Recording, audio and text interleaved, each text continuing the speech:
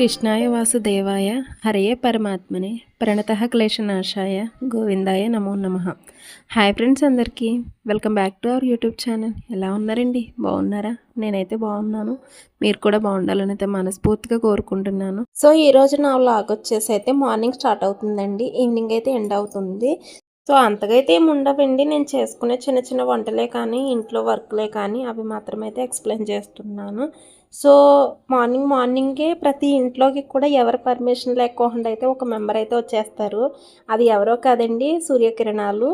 So మనం ఎలా ఉన్నాం ఏంటని చెప్పేసి మన ఇంట్లో మన పేరెంట్సే కాదు, బయట వాళ్ళే కాదు, ఎలా ఉన్నాం ఏంటని చెప్పేసి వస్తారో లేదో తెలియదు కానీ నాకు ప్రతి డే ప్రతి ఇంటికి నేనున్నా అని హాయ్ చెప్తూ వచ్చేదైతే మాత్రం సూర్యదేవుడు కిరణాలు అయితే మా ఇంట్లోకి వచ్చేస్తాయి. మార్నింగ్ 6:30 6:50 ఆ టైంకి అయితే వచ్చేస్తాయి.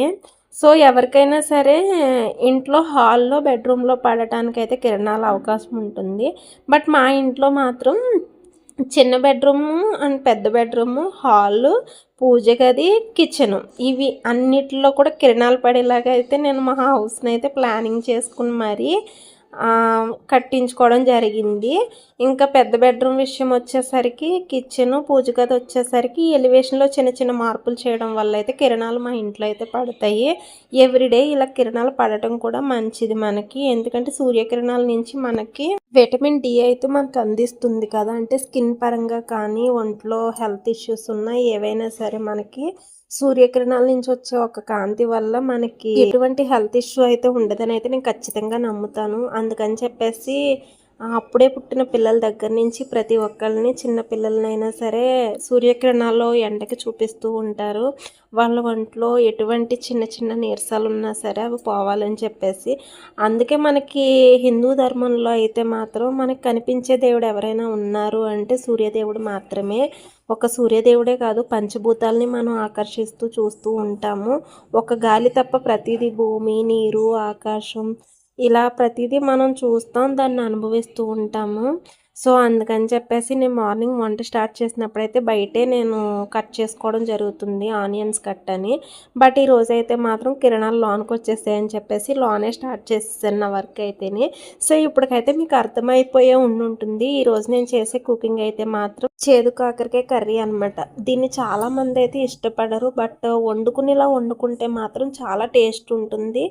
తినని వాళ్ళు కూడా దీన్ని తినడానికి ఇష్టపడతారు. దీన్ని మనం వండుకునేలా వండుకుంటే మాత్రం నేనైతే చక్కగా పైనున్న ముళ్ళులా ఉంటాయి కదా, పైనున్న తొక్కంతా క్లియర్ చేసేసుకుని దాని లోపల ఉన్న గింజ అంతా తీసేసుకుని మనకి వీలైనంత పల్చగా చిన్నగా పల్చగా వాటిని కట్ చేసుకుంటే మంచిగా అయితే వచ్చేస్తాయి. అస్సలకి చేదు ఉండదు. నేను దీంట్లో బెల్లం కానీ పంచదార కానీ ఏమీ యూజ్ చేయను. నార్మల్ కుకింగ్ ఎలా అయితే చేస్తారో అందులోనూ నాకు ఇదైతే కర్రీ నేను మా అమ్మమ్మ దగ్గర నుంచి నేర్చుకున్నాను. అప్పట్లో మా అమ్మమ్మ ఇట్లానే చేసేవారు. అంతకుముందు నాకు ఈ కర్రీ అంటే అస్సలకి ఇష్టం ఉండేది కాదు. ఇలాగా కాకరకాయ, చేదు కాకరకాయ మనకి ఫ్రై చేసుకుని తిన్నా, కర్రీ చేసుకుని తిన్నా మనకి ఒంట్లో ఎన్ని నీరసాలు ఉన్నా సరే ఇలాగ చేదు కాకరకాయ తినడం వల్ల చాలా మంచిది. అండ్ ఇంకొకటి ఏంటి అంటే ఇది మగవాళ్ళు అయితే మాత్రం ఒక పూట మాత్రమే తినాలంట, నైట్ టైం అయితే తినకూడదు. నాకు తెలిసిందైతే చెప్తున్నాను, ఇది అందరూ ఫాలో అవ్వాలని అయితే ఏం లేదు. నైట్ టైం అయితే దీన్ని అవాయిడ్ చేయాలి బాయ్స్ అయితే మాత్రం. ఇంకా లేడీస్ తిన్నా పర్వాలేదు. నాకైతే అమ్మమ్మ చెప్పారు, సో నేనైతే అట్లానే ఫాలో అవుతున్నాను. చూస్తున్నారు కదా, ఇలా చిన్నగా కట్ చేసేసుకున్న ముక్కలను అయితే మనం వంట ఒక హాఫ్ అన్ అవర్లో స్టార్ట్ చేస్తామనగా వీటి వర్క్ బాగా పట్టేస్తుంది అనమాట. ఎక్కువ టైం పడుతుంది, ఒక పావు గంట పైనే పట్టేస్తుంది ఇవి కట్ చేసుకోవడం, దీన్ని క్లీన్ చేసే ప్రాసెస్ అంతా కూడా ఎక్కువ టైం పట్టేస్తుంది. ఇలా కట్ చేసుకున్న ముక్కల్ని మనం ఒక బౌల్లో వేసుకుని దాంట్లో కొంచెం కళ్ళుప్పు అనేది యాడ్ చేసుకుని పక్కన పెట్టేసుకోండి. ఫస్ట్ యాడ్ చేసినప్పుడు మనకి వాటర్ అనేది ఉండదు. అవి మనం పక్కన పెట్టేసుకునే గ్యాప్లో ఆనియన్స్ కట్ చేసుకుని లేదా వేరే వర్క్ చేసుకుంటే కనుక ఈ లోపు దాంట్లోనూ కళ్ళుప్పు కదా, కళ్ళుప్పు కరిగే అవకాశం ఉంటుంది. అండ్ దీంట్లో ఉన్న చేదు అనేది కొంచెం దిగిపోవడం జరుగుతుంది. సో నేనైతే ఇలా కట్ చేసి ఒక పక్కన అయితే పెట్టేసుకుని నెక్స్ట్ అయితే ఆనియన్స్ కట్ చేసుకుంటాను.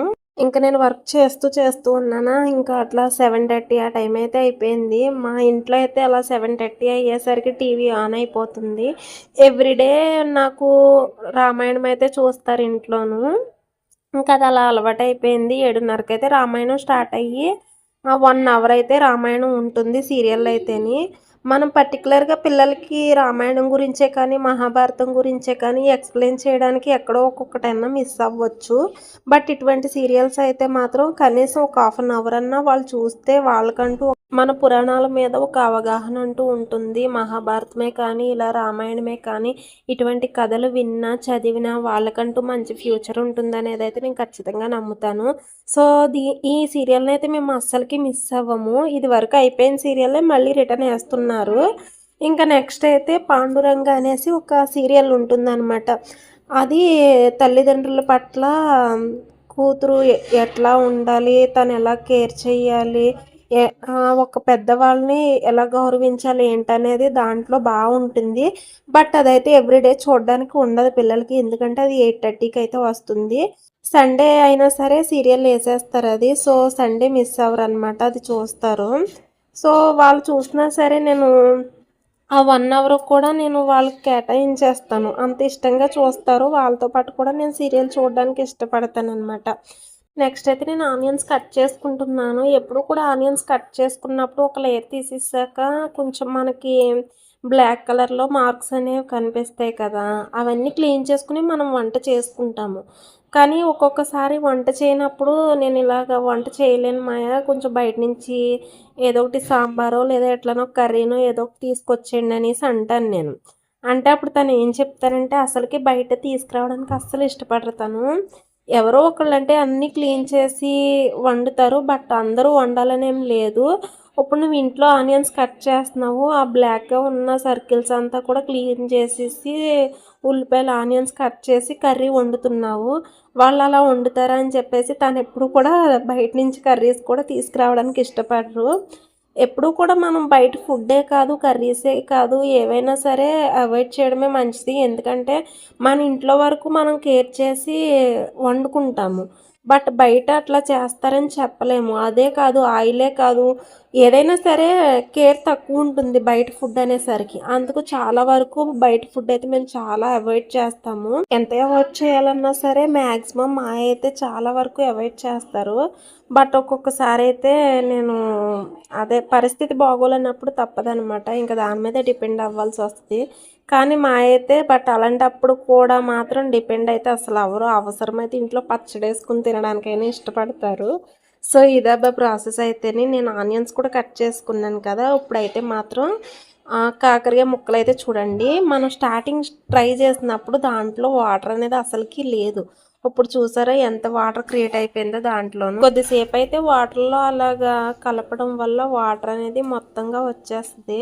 అలా వచ్చిన ముక్కల్ని ఒక బౌల్‌లోకి అయితే తీసేసుకొని ఫస్ట్ అయితే ఆయిల్ అనేది వేసుకొని దాంట్లో ఓన్లీ కాకరకాయ ముక్కలు ఒక్కటే ఫ్రై చేసుకోండి. ఫ్రై అంటే నాకు వీడియోస్‌లో అయితే ముక్కలైతే మీకు కొంచెం నలుపు రంగులో కనిపించొచ్చు. బట్ అది గోల్డెన్ కలరు. వీడియోస్‌లో ఎందుకో తెలీదు కానీ అట్లా పడింది.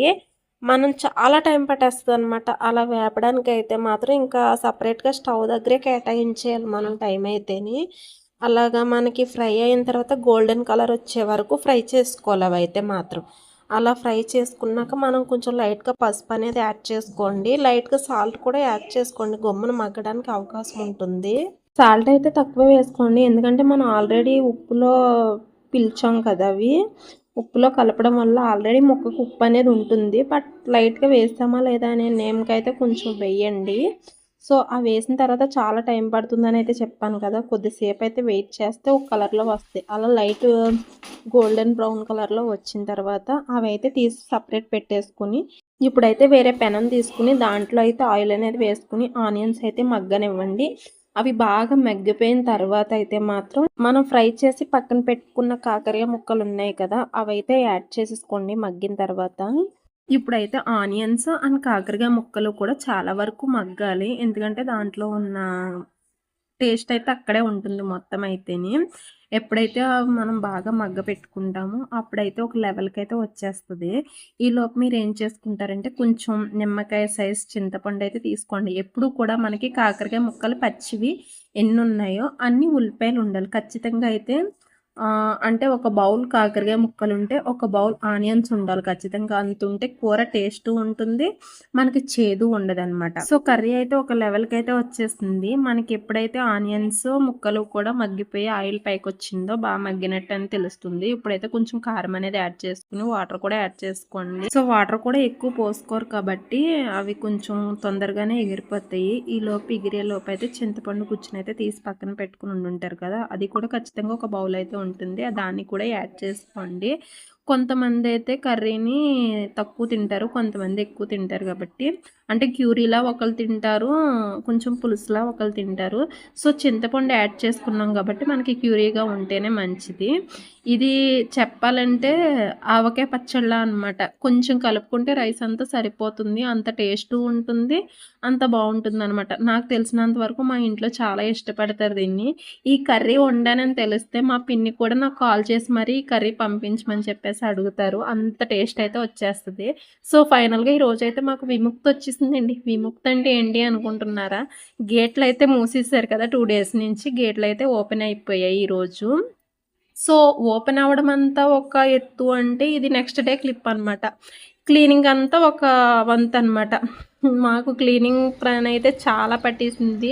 ఇంకెట్లనో చేస్తున్నాం కదా! పైన గింజలవి వేయటం వల్ల పైన కూడా బాగా చిరాకుగా ఉండి ఇంకేం చేస్తామంటే ఇంక మోటర్ అనేది ఏసి పైన వాటర్ వస్తుంటే ఆ వాటర్ వచ్చేటప్పుడే డాబా కూడా కడిగేయడం జరిగింది. అందుకే అంత క్లీన్‌గా ఉంది. ఇలా క్లీన్ చేసినప్పుడు ఎంత మంచిగా అనిపిస్తదో నాకైతే చాలా ఇష్టం. బట్ ఆ క్లీనింగ్ 2 డేస్ కూడా ఉండదు. మళ్ళీ ఏవో ఒకటేసి చిరాకు చేస్తూ ఉంటారు. నేనైతే మాత్రం ఇంకా డాబా కడిగి కిందంతా క్లీన్ చేసేసుకుని ముగ్గులైతే పెట్టుకున్నాను. పాపం మా అమ్మమ్మ అయితే బయటకైతే వచ్చేసారు. ఎందుకంటే ఈ 2 డేస్ కాళ్ళు కట్టేసినట్టున్నాయన్నమాట. వాళ్ళ ఫ్రెండ్స్ ఉంటారంటే మాకు పాల సెంటర్ పక్కనేనమాట. పాలు తీసుకోవడానికి మార్నింగ్ వెళ్తూ వస్తూ ఉంటారు. వాళ్ళని పలకరించడానికి అయితే బయటకైతే వెళ్తుంది. నేను అక్కడక్కడ ముగ్గులు పెట్టిన క్లిప్స్ అయితే తీసుకోవడం జరిగింది. అవి కూడా యాడ్ చేస్తున్నాను. సో, ఇదబ్బా వీడియో. మీకు కనుక నా వీడియో నచ్చినట్టుంటే చిన్న లైక్ చేసి మన ఛానల్ని సబ్స్క్రైబ్ అయితే చేసుకోండి. మరిన్ని వీడియోస్ కోసం మన ఛానల్ని సబ్స్క్రైబ్ అయితే చేసుకోండి. చాలా వరకు వీడియోస్ చూస్తున్నారు కానీ లైక్ అయితే చేయట్లేదు. సో, ఇదేండి వీడియో. నచ్చితే తప్పకుండా చిన్న లైక్ అయితే కొట్టేయండి. ఉంటాను మరి. బాయ్.